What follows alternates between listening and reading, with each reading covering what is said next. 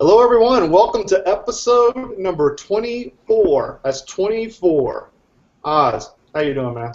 Man, I'm feeling so good. We got Kevin Jones here. I got some ghost pepper coffee. I feel so good. I might jump back and kiss myself. How about you, Jordan? I'm feeling good. That was really weird, so I don't know how to follow up with that. But I'm here at Dayton, Ohio. One of the few times I'm actually drinking beer tonight. Dayton, Ohio was brought to you by Winter White Ale, Bell's, the beer of champions. How about you, Kevin? I'm here in Los Gatos at my house, and I'm drinking water. Sorry, guys, nothing exciting here.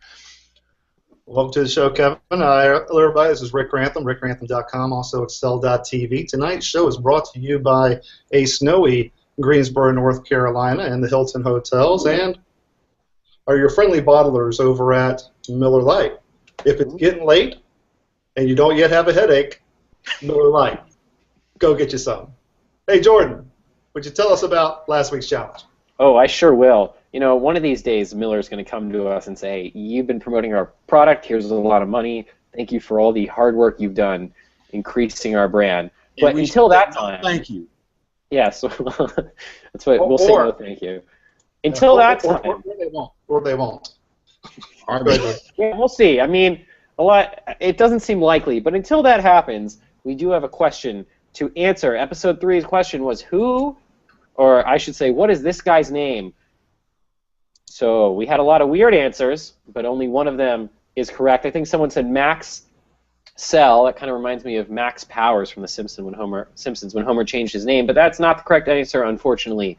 The correct answer is, wait for it, I'm going to click, Bubba. How many of you knew that? How did it get that name? We'll never know, unless we have Bill on and ask him. He knows. But until then, it is shrouded in mystery. And speaking of mystery, EJ is our week's winner, but I don't know who EJ is because he answered on our blog, so I've messaged you, EJ, on the blog, and I will find out who you are, and I will give you our prize, which I'll show you in a second.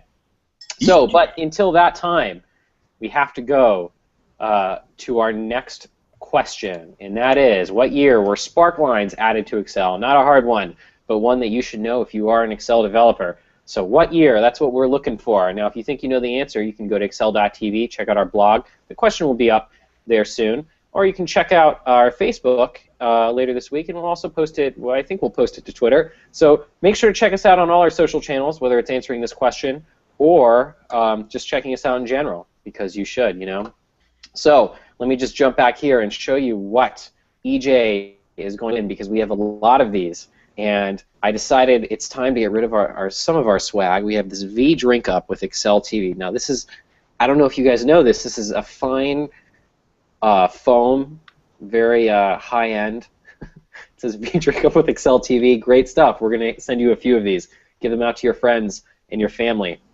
And then we got to figure out what we're going to be doing for our next prize. So make sure, if you're watching this and you have something to give away, let me know, and we will provide it on our show.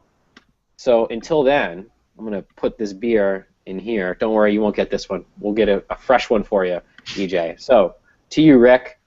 Thank you for that. Wow, you could win that. All of that. So, well, sometimes we have a lot of stuff in our bin. You know, we have a lot of free stuff. Sometimes we just have what's here at my house. So sometimes we have leftover conference swag. So it's some of that. It's running a sidewalk sale. So I got to tell you, about 2 weeks ago, or about a month or so ago, gosh, we had I was gone for a week. I was gone for one of the episodes, and it just seemed like there was a party going on. You know, things got crazy. We had Sylvia Juhas here.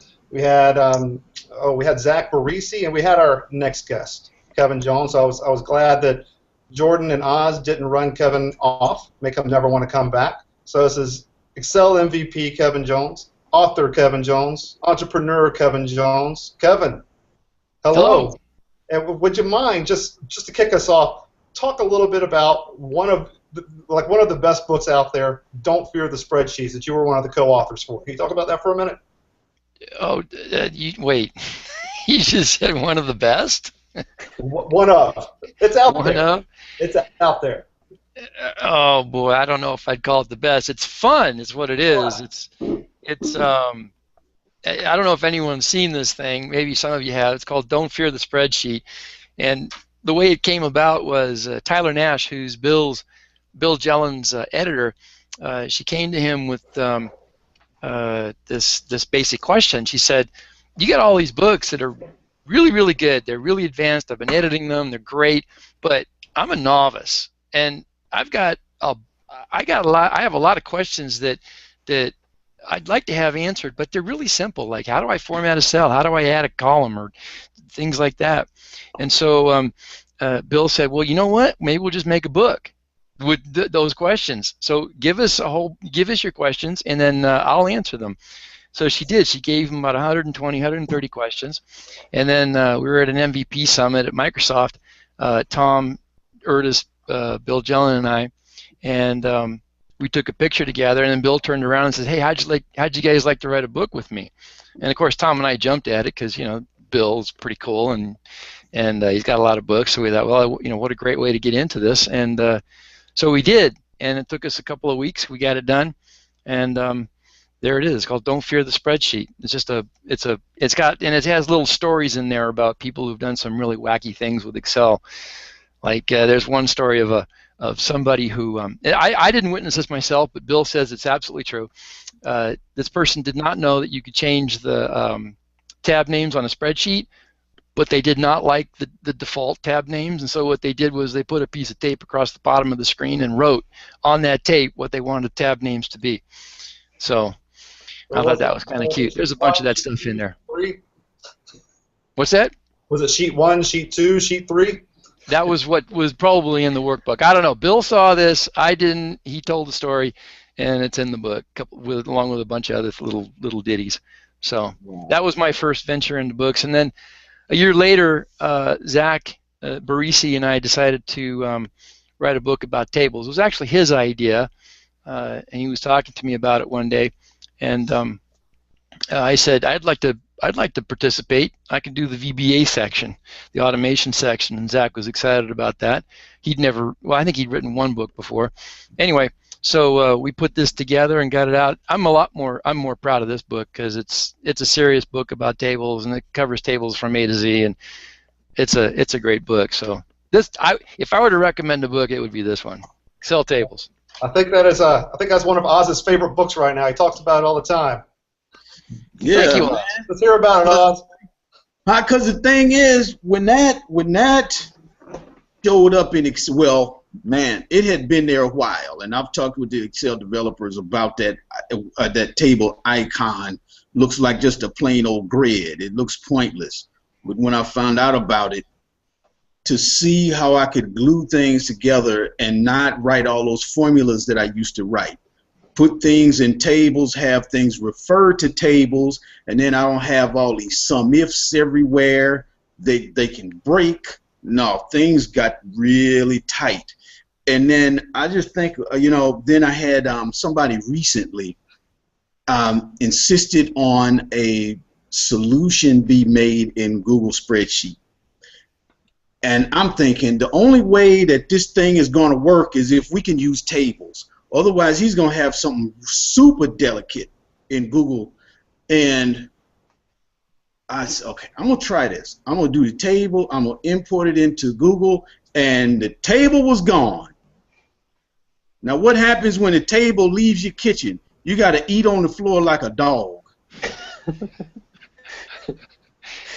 And that's not funny. Stop laughing. Not funny. It's not funny. Listen, there's a lot of people with that data on the floor, and they're consuming it like dogs. I kind of like that. Get up, stand up, get your face off the linoleum. Eat like a dignified person. Excel tables. Yeah. There you go.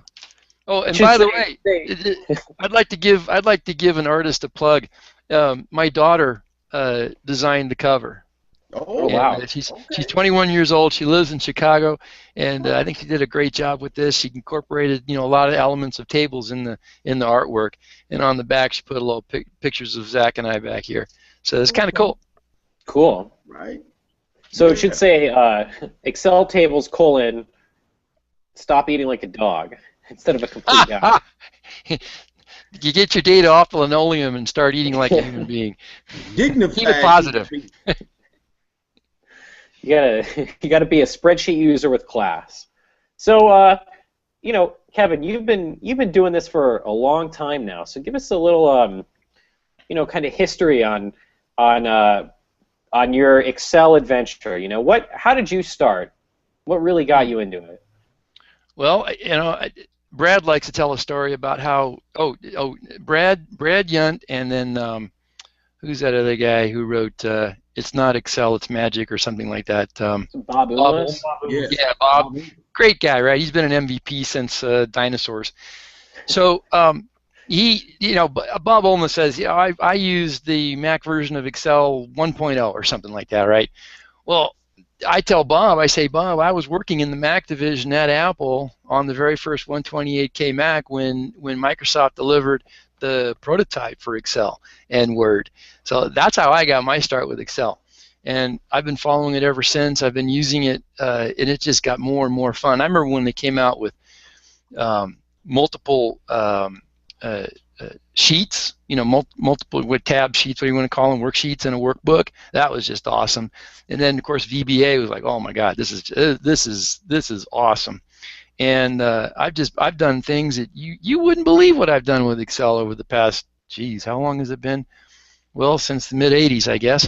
And I mean, you know, scraping web pages and automating databases and all this stuff. I mean, I could just about everything. I even helped my daughter cheat at some of these online video games. You know, I interface with the browser and poke and peek and all this stuff and get her lots of points and whatever. So, you know, it's like you can do anything with Excel if you just, you know, apply yourself. It's amazing. So, Kevin, you know, you mentioned Brad Yunt, who was an Excel MVP, who also went to MIT. And along with John Peltier, who also went to MIT, you went to MIT. Our own Oz Du Soleil also has a Boston in his background, going to Harvard. I used to think that Ohio was like ground zero for the Excel world. What's happening up there in Boston? Why do all these people like coming into Excel? What's up with that? Okay, so you're asking me, not Oz? I'm asking you.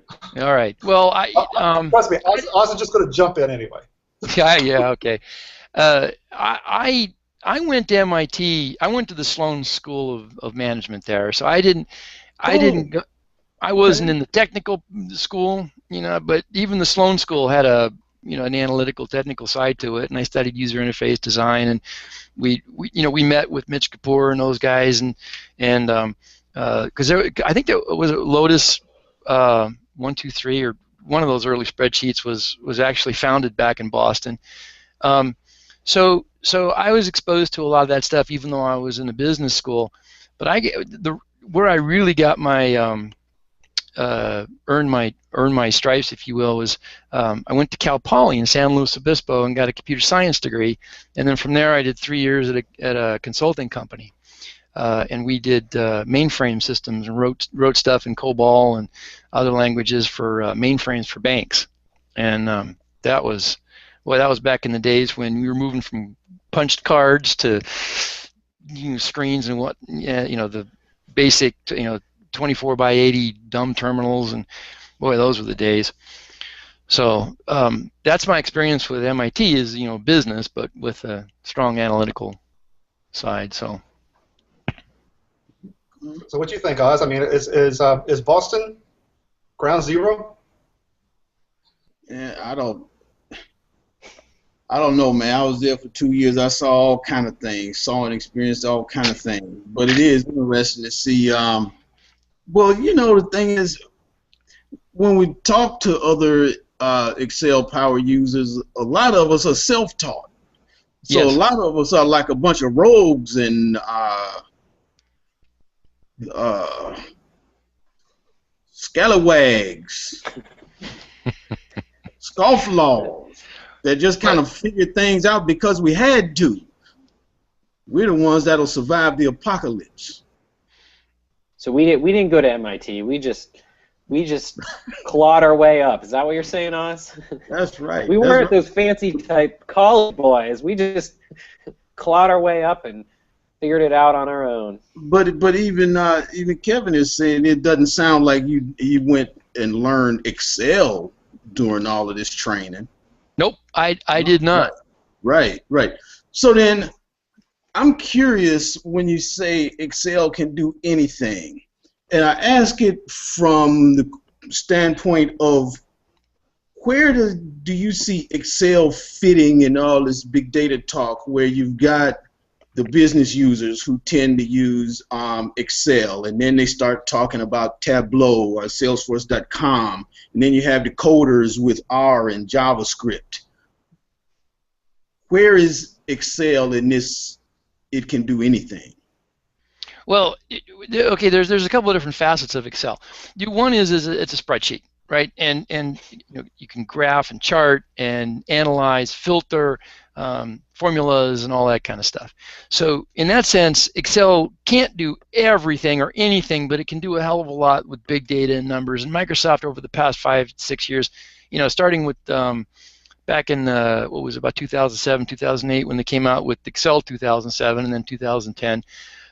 They started looking at really big data, and you got your Power Pivots and Power Query and so on.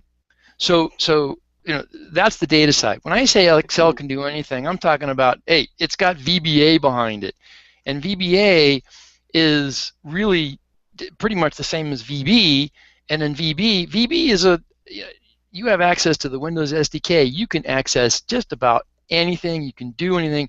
It's a little harder to get down to the bits and bytes than if you're using C# or C++. But with VB or VBA, I have, with enough effort, been able to do anything that a C# coder can do with .NET. It just takes longer. But I can scrape web pages. I can control other apps. I can move data around in really strange ways. I can do all kinds of stuff. I can create games. I can create whatever. And sometimes I have actually built applications where Excel, I use the Excel spreadsheet as just a front end. Got a couple of buttons on it. It's just the UI. I don't use the spreadsheet at all. It's just code. It's really convenient. It's all packaged up in a workbook. I send it to somebody, and anybody who has Office installed, Excel, can run it. And that's amazing. So that's when I say Excel can do anything, that's what I really mean. Yeah. Awesome. I get it. Yeah, and I've scraped web pages, and when you start talking about adding VBA in, then Excel can be a pretty scary thing. Pretty exciting. Yep. Yeah, scary is a good word. And that's so Zach and I, what we're doing is we're creating a new venture to provide services to companies that takes automation. That's why we call ourselves data automation professionals. And what we do is we add the automation behind the workbooks and do all these great things. Now, we're not going to do. We'll probably not get involved in some of the more crazy things that really don't have anything to do with a spreadsheet. It's going to be Excel-centric stuff. It's stuff that really does leverage the Excel's charting and graphing and tables and so on. But that's going to be our focus, is the automation of Excel using VBA. Mm-hmm. Now, Rick and I were talking about something yesterday, and I wonder if we could talk about this briefly. If Rick can kind of maybe fill in some gaps, but going back to this whole big data world, and Rick was talking about maturity levels of organizations, where maybe yes, you do have Excel, right, and then you grow and you mature, and then maybe you can have a Salesforce.com or whatever, or a team of analysts, but you go through those phases. And I think some businesses, they try to get too far ahead of themselves. They don't have established processes, but they are ready. We want to be in this big data world, and we're going to spend some money, but then they don't have the proper analysts with the intellectual curiosity, or they don't have the wherewithal to do all the configuration and everything, or even to maintain this stuff when their help is gone. So just wondered, what some of you all might think about that, or what some things that you've seen or concerns you've got. Well, I can comment to that because I've done a lot of this stuff, and I've walked into a lot of different kinds of companies that have had a lot of different, basically a mess of data in various stages of being messy.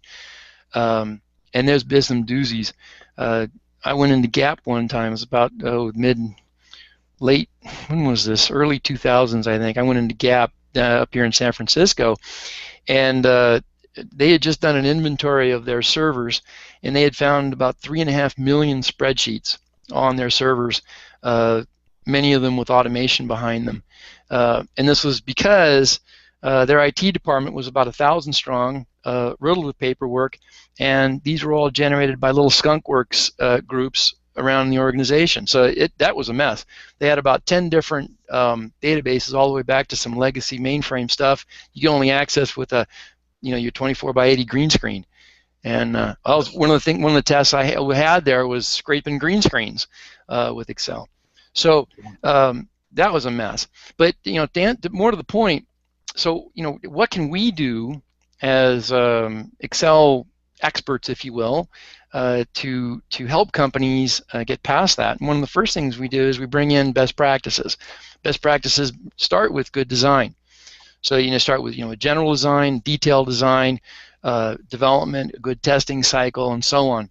I have a lot of ideas about that a lot of details that I won't get into today, but that's one of the things that I think is going to make us successful as consultants, and is bringing best practices in.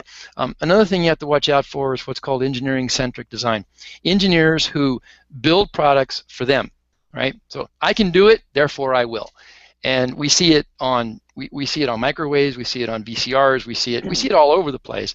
And it's really tough for the consumer, because the consumer's looking at this thing and they don't know what it is because they're not an engineer. So another good thing we can do is we go in there and we ask good questions. A good consultant asks good questions. And I can't tell you how many times I've gone to a company and the company said, we want this. And they'll draw something on a whiteboard and I'll say, well, wait a minute. What are you really trying to solve here? What do you have to work with? What are you trying to solve? What questions are you trying to get answers to? And they'll tell me, and then I'll think, all right, let me think for a little while. And usually I can come up with something a little better or a lot better. And companies love that, when you can give them the solution that they really can use. So those are just a couple of things to think about. It's not easy. You have to do this a few times to kind of get an idea of what's possible and what the pitfalls are. But those are things those are a couple of the big things I've seen in some of the larger organizations. I agree with you, Kevin, and I think that you've been in this game for so long. You've seen just about every way that it could be done. I think that segues nicely into our topic of the week. So, with that, Jordan, would you mind kicking us off to the topic of the week? Sure. So this week's topic actually comes from a very common question, a very relevant question for you, Kevin. I'm often asked, what's it take to start your own Excel consultancy? Because we get a lot of viewers who are looking at this and say, oh boy, what if, or I think I'm ready for this. Just given the wide range of guests we have on who actually also own their consultancies, and obviously myself and Oz, who have our own companies. So, Kevin, you've been in this game for a while, so I guess I have two questions. The first is, just high level, how do you start out if you want to do this? And the second question is, since you've been doing it so long, are the problems different now than they used to be? I mean, are they changing, or are they essentially all the same problem with kind of, new makeup on? I don't know how to say that, but, So those are the two questions to start out with you, and then everyone else will jump in. Well, I think the first thing you have to do is you have to have a sense of purpose. You have to be driven. Okay, you've got to get out there and you've got to sell yourself. The best marketing overall is word of mouth, right? I can't tell you how many clients have come to me and said, so and so at some other company said you went in and did this thing with Excel and it was great. We want you. We've got a problem and we want you to help us solve this problem. And there's another customer, and then they'll tell a couple of people. So I think I'm thinking of all the clients I have now. That's how every single client I have today. That's how I got them, was word of mouth through uh, uh, other clients who were happy with my work. I don't do any advertising now, which leads me to the second thing, which is you have to have if you really want to have a successful business, you've got to have a good web presence. My daughter, who's 21, the artist who designed the book cover, would tell you that you need to have good social marketing too. I'm an old guy. I don't know about that. I have a hard time getting into the social marketing part of it. I'll probably which leads me to a third thing, leverage. So I asked my daughter, okay, go do the social thing for me. Just make it happen, right? Because I don't really have a good feel for it. And so leveraging people, Zach and I, we leverage each other. We're calling each other up all the time, bouncing ideas and so on. So there's synergy, getting some synergy with a team. That's always a good thing. I mentioned best practices. Get your best practices together and walk in. Finally, I'd say probably the most important thing of all is setting good expectations. Expectations will kill you. It'll kill you with your wife, your girlfriend, your kids, the dog, and it'll certainly kill you with clients. If you don't have good, solid expectations, follow it up with an email, that kind of stuff. I can't tell you how many people I run into, adults, our age, my age, who say, well, I told them, I said, on a Tuesday afternoon, I said, did you follow it up with an email? No. Well, people forget. Things change. So, cross your T's and dot your I's and write emails and make sure those expectations are well set. And if you can't meet an expectation, let the client know. They'd much rather know where you are and that you're not going to get the stuff done until Tuesday than if they can't find you at all. That's when they start freaking out and they leave a bad taste in their mouth. So Kevin, you had mentioned that all of your clients right now are word of mouth. So that's good for somebody who's had clients in the past. But how did you start off? How did you get your first few clients? How did you get started in this field? Well, I found myself on the street basically. I left the company. I had a child. My daughter. This is 21 years ago, and my wife and I had a conversation. She was going to go back to work. I was going to stay home and consult. And so what I did was, the first thing I did was I consulted at the last company I was at. And then through a friend, I got another client, and then I did work for that person for a while. I remember at my first Excel gig, I went to a service here in the Bay Area. It may be broader now. It's called it's a Yahoo list. Not Craigslist. Oh, what's it called? I get an email every day still, and it's a job listing. So what I did was I went on there for a few weeks, and I'm looking at the jobs, and Kit List. That's what it's called, Kit List. And so I'm looking at that thing, and I saw a job. I think it was for Chevron, and it was through a middleman. Some company in the city that just brought in consultants, individuals, and then they'd farm them out and they'd take a piece of the action. So I called them up and they said, you're good, go in there, and I did. And then from there I got a job at Gap, and then from Gap I got a job at Dome Automation, and then things just went from there, and pretty soon people are talking to people and so on. So you can't just sit, you can't just say, okay, I'm going to be a consultant and then wait for someone to call. You have to get out there, initially. But I didn't say this earlier, but a good website, get a little search engine optimization going on, get the search term thing, the search terms and whatever. Get a web presence. That will draw attention to you. Bill Jelen gets traffic all day long on his website. So. Now, there's just plain having a web presence, and then there's having an effective one. So, what can you suggest about that? And then especially for somebody who's just starting, they probably don't have $10,000 to get a professional website. With a company that builds professional websites. Well, I actually used to do search engine optimization before I got into heavy-duty Excel automation and SQL Server stuff. So I worked with a guy who was really, really good with doing search engine optimization. And one of the things I learned was that, you know, this was back when Google, everybody was trying to figure out how they did the Google PageRank, and they were trying to second guess it, and there were link farms and hidden text and so on. And Google, of course, was 2 steps ahead usually, and they'd blacklist websites, but they did, you know, certain things that really weren't fair. And what we discovered, the message was really, really simple. It was Google's whole purpose with the PageRank was to rank pages up high that were easy to read and that had clout in the community. So you know, links, cross links, right? So cross links and easy to read pages, black text on a white background, not too much, not too little, not a lot of flash, just plain old text that was meaningful. And so that was our basic mantra with the search engine optimization, was just write a page that looks good and has your story on it. Don't do that engineering centric stuff just because you can have have bubbles floating around with your mouse or something. Don't do it. Just keep it simple. Go to the best web pages like Apple, right? Look at Apple's site. Apple's site is brilliant. It's sparse, it's aesthetically pleasing, it's clean, to get the point across, you can navigate. Look at that. Get some inspiration from that guy. So there's my 2 cents on a good web page design. So when you're starting out, you know, it may be tempting to take every job that comes your way. How do you know when you have the right client? Should you take everything starting out, or, you know, should you be a lot more choice about it? And I sort of already know the answer to this, but I wanted to see what your opinion is. God.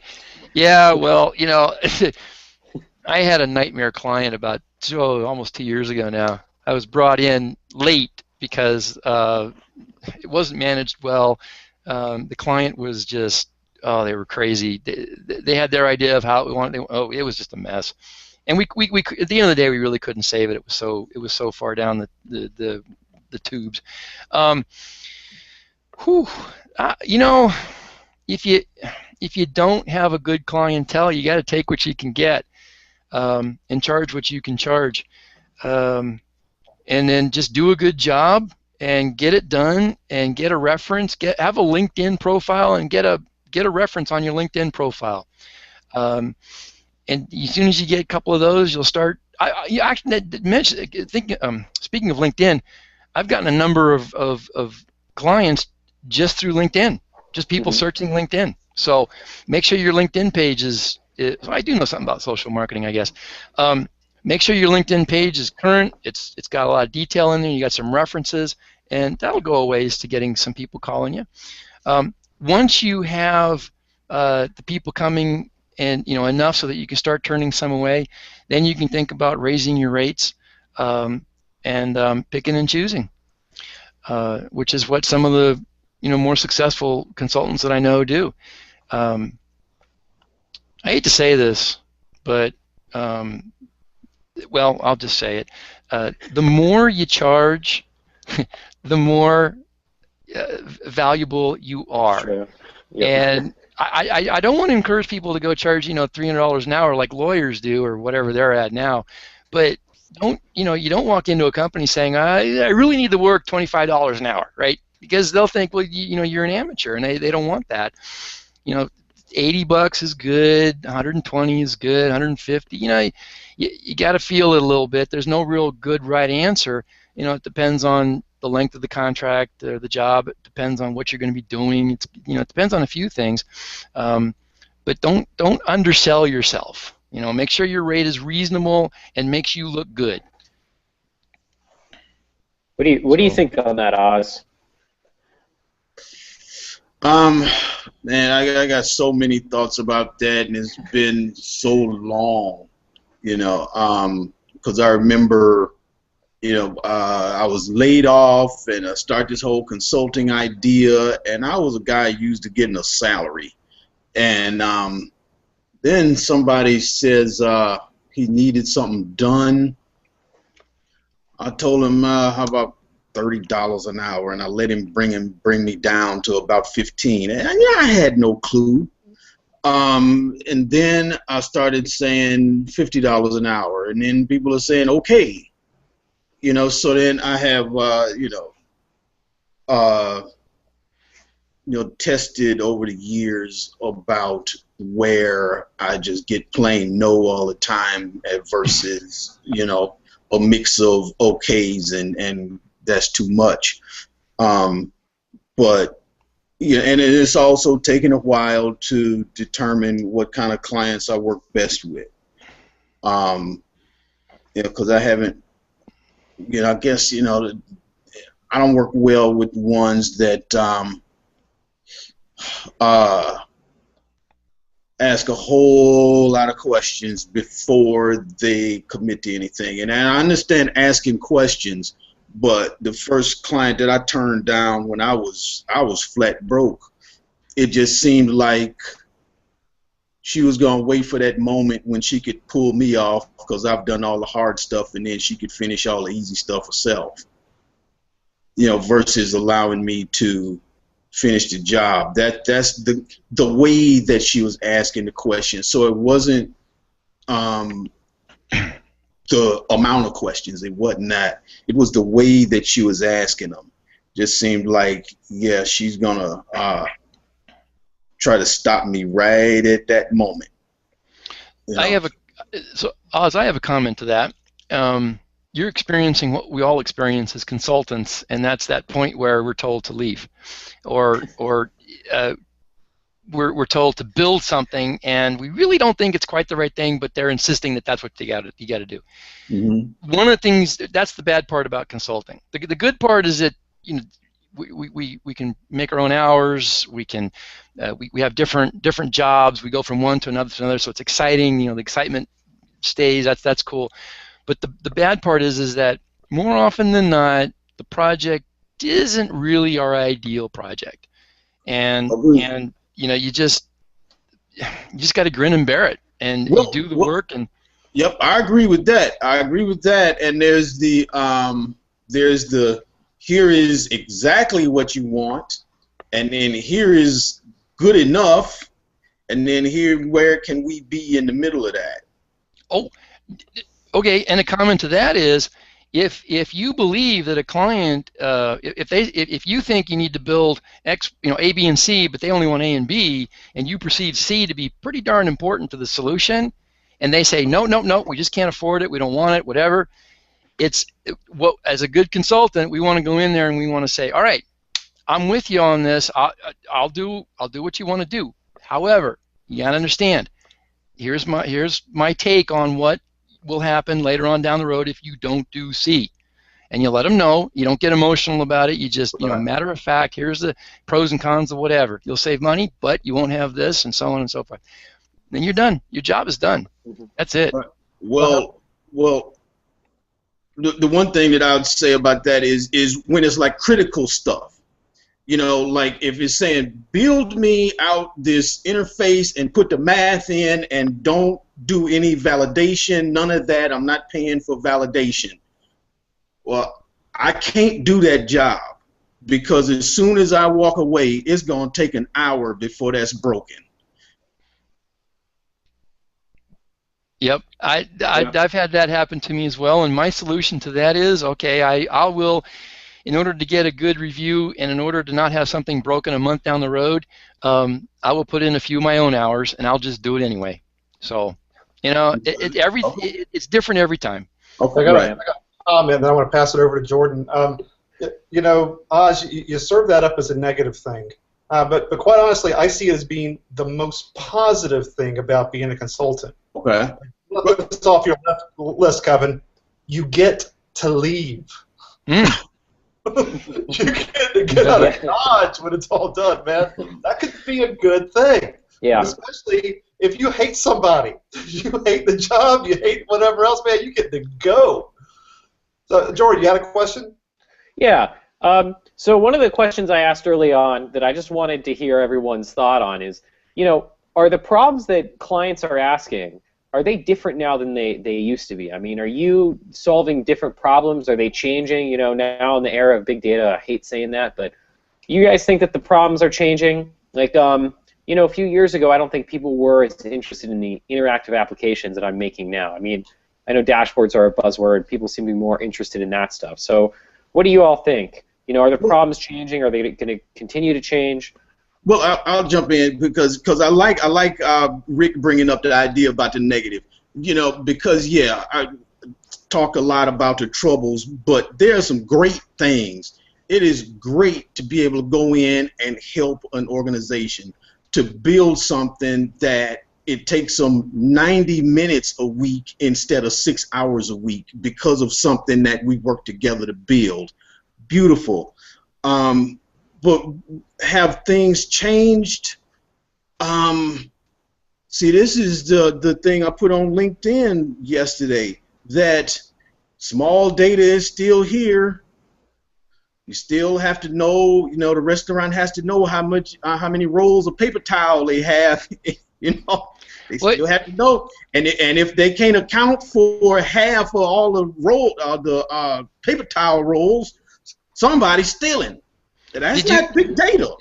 Did you guys see the article that somebody interviewed some hotshot at Google who's responsible for Google Apps, and the dude says, our mission, our goal, and we're going to do it, is we're going to get 80% of Microsoft Office users. Do you see that article?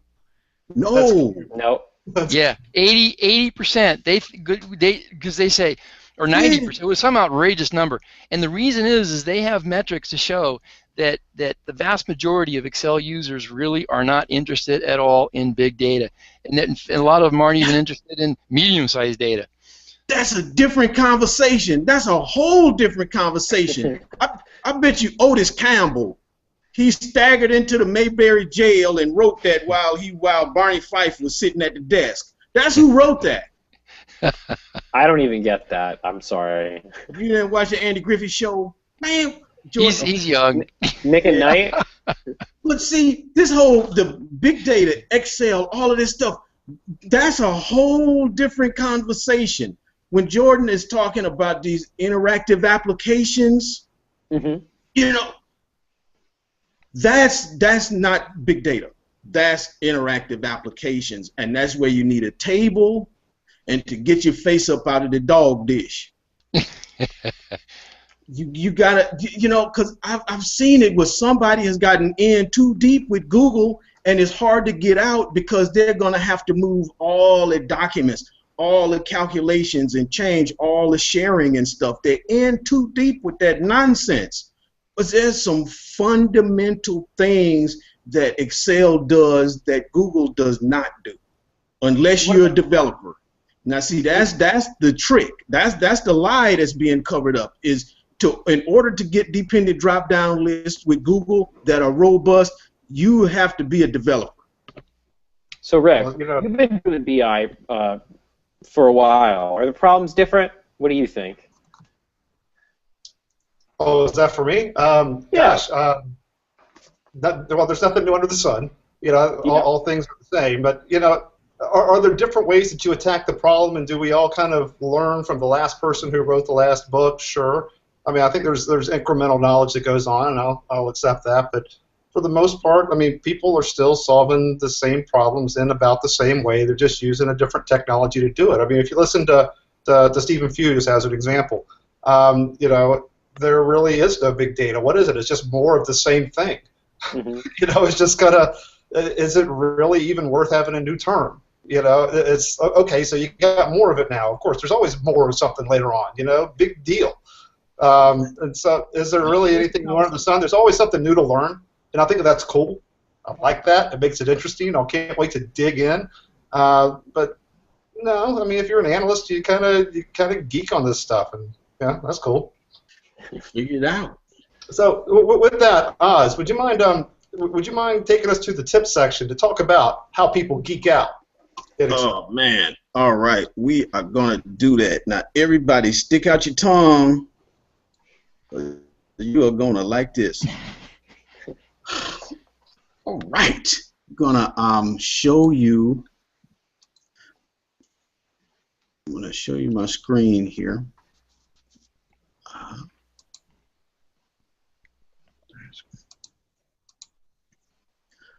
Okay, now you see my screen? No, we still see you.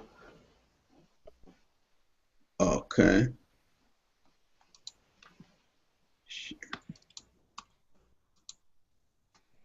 Okay. Now we see the screen. All right. So this is a video that I put up a video about this. I analyzed this song Press Man by Primus. And one thing I was looking at is how not everybody is playing all at once. So I can clear out the chorus and clear everything. Now let's see where the bass is playing. Now where there's a kick drum, this is where the kick drum is playing. And then we put the chorus, so this is really, you know, everybody's playing in the blue, and this is where you can find kick drum is in the gold. And let's see, guitar. No guitar until the 20th measure in this song. And then the guitarist Larry Leland, he is just standing around in these blank parts. So I explained the song in the video, but I want to show you how I got this stuff to work. Okay, so what's happening here is I use a developer tab to insert this radio button. Okay, so here are, if I click like that, now you can see the radio buttons. And I'm going to show the format control. T12 is where we get a value of whether this box is checked or not. Okay, so it's checked, and then T12 is here. So what happens is if guitar is clicked, there's a 1, kick drum 2, bass 3, voice 4, clear everything is 5, and have index in this formula such that we're pulling the index. So this is 1, so it's pulling the G. And I have, so it's got a G showing here, okay? And then there is conditional formatting.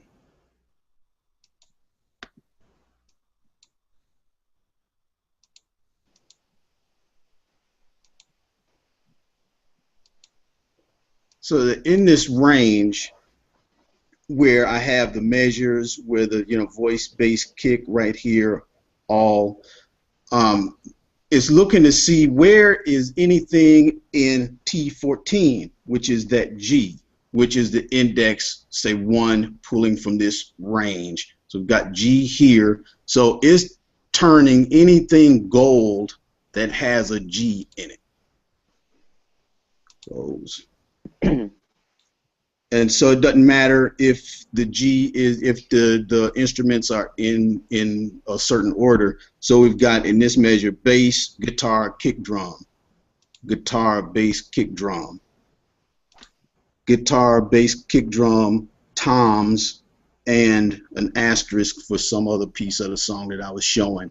So this was pretty fun to do. Figure out how to make this happen so that we can see. Let's see. We'll go back to the Hangout. Stop my screen here. I wanted to show that not everybody was playing all the time, and that's how you can have 3 guys making all this good music since the 80s, and it never gets stale because they have the discipline to break up their instruments and be okay with standing around and not playing. So I think, so Oz, that's a pretty good example of using Excel to do something you wouldn't normally think of using Excel to do. Mm-hmm. It's kind of cool, right? And not only are you doing something that people wouldn't think of using Excel to do, but you're doing it graphically, right? So Thanks. nice. And you know, and with my ADHD and being in bands, it was hard to stand there with a band and learn a song. I had to come up with some organized way so that I could get it in my mind. So I'm writing paper while I'm standing there with the bass, and the person is saying, okay, and then we're going to go to F, whatever. You know, so then I could go home and really structure it so that I can see, you know, 4s and 8s and 16s and not have to memorize stuff, but eventually just see it on a paper in its structure, and then I had it. So let's see. I want to give that 3 srirachas because I don't know how many people would do that, but you know, it's worth seeing and seeing the guts of how that app works. Absolutely. I thought that was cool. Oh, you thought so? That might have been more than 3 srirachis, but. Okay. Well, Jordan, I wonder what would you see as a different application of that? Oh, I don't know. I mean, you know, down to its like barest bits, it's just I see the use of conditional formulas and radio buttons in a visual way to help the user understand what's going on. I mean, I think that's a very like creative way that you did it, but in its barest form, you know, it's great. It has a great business application. You have like I don't know what you'd show in those cells, but you have a series of things that you want to highlight or alert, and you want to be able to filter it. So I think it's cool, and you know, it's not that hard to set up, and I think a lot of people would rush to VBA and have some iterative method to color it, but here you have this very quick method that uses formulas and can be applied to multiple situations. Right. Jordan, you have a tip as well? I do. So my tip is actually on a problem, and it's hard to recreate this problem because I don't have it on my computer right now, but it's one that was a bigger deal not so long ago. So if you've been one of the folks, I'm going to just jump to my screen here, if you've been one of the folks who've been using Activex controls, now I'll tell you, I don't actually like Activex controls all that much, but they're still used and folks still use them. Now we're on the developer tab here, and you see that I'm at this insert button. The form controls are on top. Of course, this is where Oz was putting in those radio buttons, but then we also have this other group of controls down below that are a little, let's say, heavier weight, whereas these are lightweight controls. These are heavier ones. So you've seen these before. I'm going to draw an Activex control here. And the advantage to Activex is that you can have, you know, instead of just having a click that goes to a macro, you can handle double clicks, all this extra stuff. So I think they're preferred for that reason, and a lot of workbooks have been reliant on them. Now, not long ago, Microsoft had a update to Excel, and it broke a lot of these. And I think a lot of people, some people didn't get the update. I think it was in December. Some people are just now getting the update as their work computers are finally being updated because they never flip them off, because you know how that is. You flip them off and then there's a million updates, and then finally they get flipped off. But if you do have these problems, I'm going to just show you here. Microsoft has a fix. So if you see this ActiveX problem, cannot insert object, and many people, I know Kevin was talking about this before the show, have reached out to him. Folks did reach out to me when this was going on. There is a support article, and what I think we'll do is we'll add this link to our website, because you know, Microsoft, being smart as they are, they didn't give us a good semantic link here. They gave us a whole bunch of gobbledygook. But if you do want to search it, you can search that cannot insert object error in ActiveX. And here you will find several solutions that will help solve the problem. The main solution that is often presented is deleting. So I don't know if you can see here because the type is so small. It actually looks like, you know, it looks like my old. You guys cannot see the browser screen. It didn't look like that popped up, so I'm just going to show you. So this is what I was talking about. I don't think that popped up. So we'll add the link here. It's cannot insert object error in ActiveX custom office solution, so you can search this while you're looking at this to find it. So the big fix here is delete these .eXd files, and this will tell you how to find them and fix them. So I think there's several ways to fix it. So you can go through this article, and again, we'll post this link because they didn't give a very good semantic link here, you know, such as cannot insert object, make it short and easy for everyone. Microsoft didn't want to do that. But if you've been having trouble with this, rest assured there is a solution. And even though I don't really recommend using Activex controls anymore, and I may be in the minority on that, I do believe in solutions and having working spreadsheets. So that is what I'm offering. Jordan, you are not in the minority on ActiveX controls. Thank God. I don't know anybody who actually likes them. What happens is and it's happened once. It happened once in the last 10 years. I had a situation where the client really wanted to do the spreadsheet a certain way, and the only way I could do it was with ActiveX controls, because they wanted to have some text entry boxes, and the forms controls don't include a text entry box. So sometimes you just have to do it. True. I'm gonna give that 4 because it's a need to know. You got to deal with it.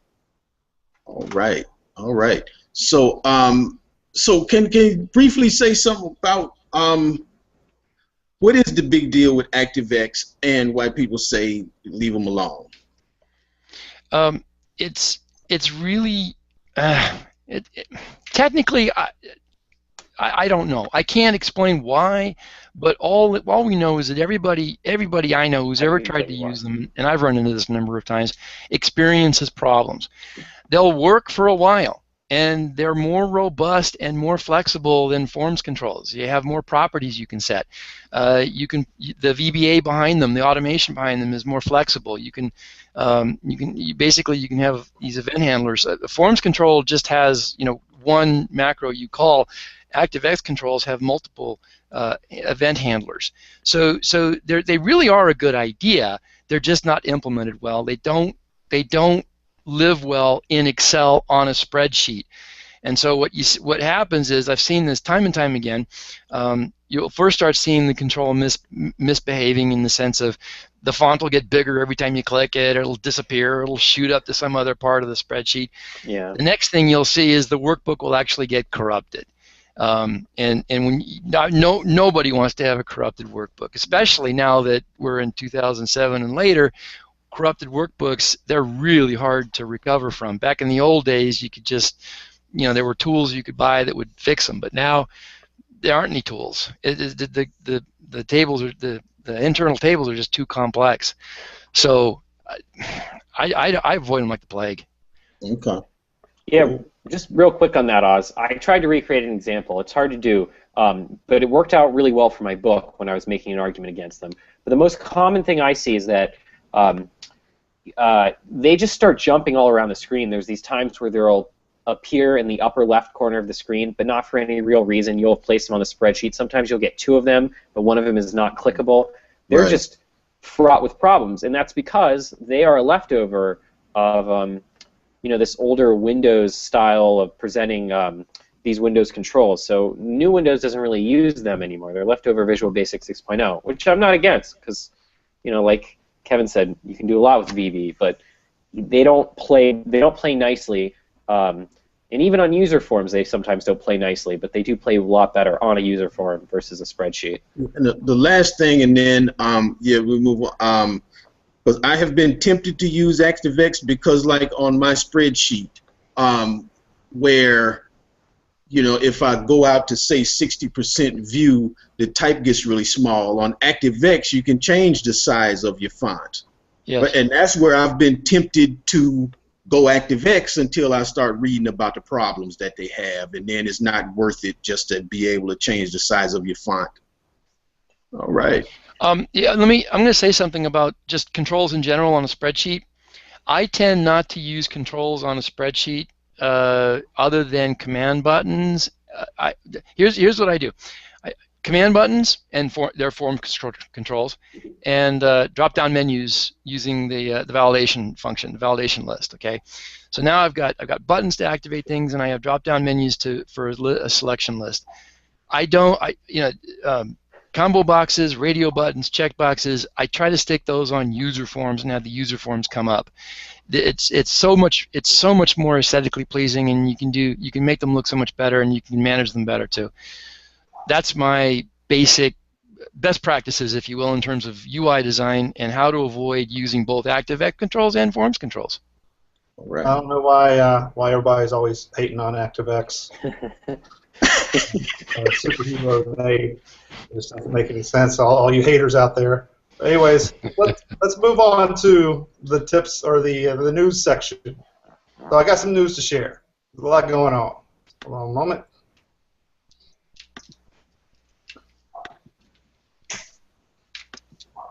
First off, we did get this text from. Oh, there it is.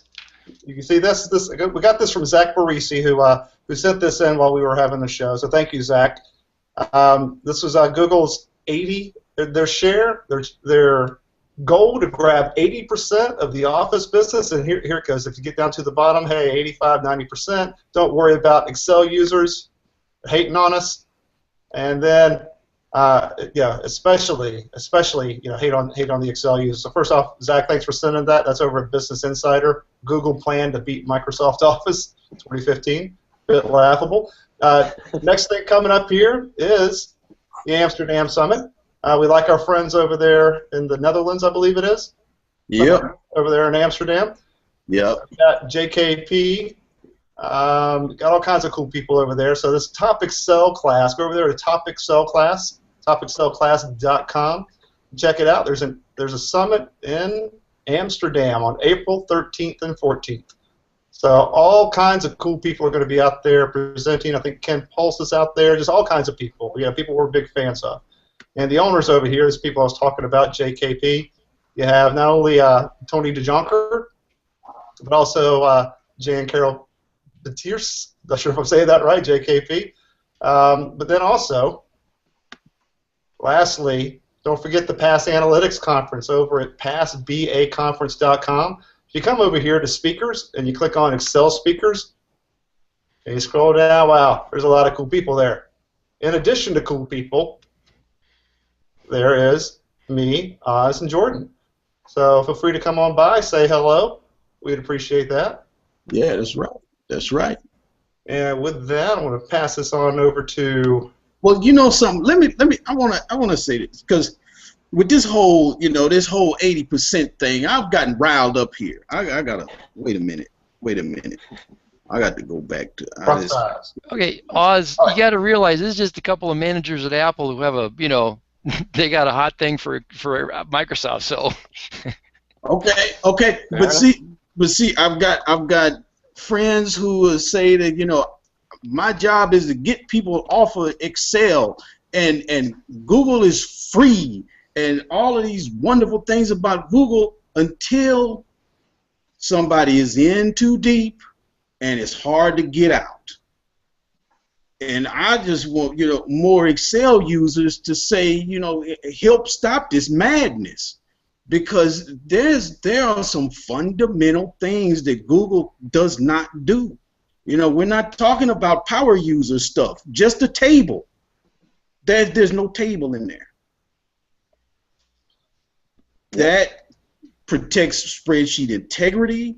It keeps you from having to write a whole bunch of formulas. I'll say this all the live long day. And we got to help stop this, because it hurts my heart when I have to tell somebody, okay, you need a developer to do what you want to do, but if you were in Excel, it'd be easy. It'd make you a 5-minute video to do it. And we're all about 5-minute videos here at Excel TV. Hey, Kevin, I understand you have some news as well. Would you mind talking a bit about your books and your new company? Well, yeah, I encourage people to buy the Excel Tables book. It's a great book. The folks who have it and have read it have sent in some really great comments to Zach and I, and Zach and me, excuse me. And we put a lot. Zach and I put a lot of heart and soul into this thing. I've used the book myself. So when I've been stuck, some of the chapters that Zach wrote, I'll go in there and read structured references, how do they work, and so on. So the only other thing I can say is that Zach and I have started our new venture, and we're going to have a website up here hopefully pretty soon. I got to get some text up there and get that site up, and we hope people come visit and and tell your friends about it. And if you hear anybody who needs some good automation behind Excel by some people who know what they're doing, give us a call.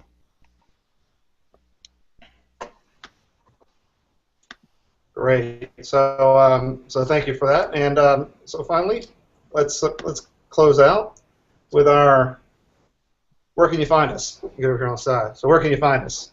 Gosh, we're everywhere. But in addition to that, we're also on YouTube, Google+, Facebook, Twitter, and hey, we're starting to get a little bit of traction over on our website. So go check that out as well. You can watch these shows live there. In addition, we parse up the videos after the shows and put them on our blog site as well over at excel.tv, so please go check that out.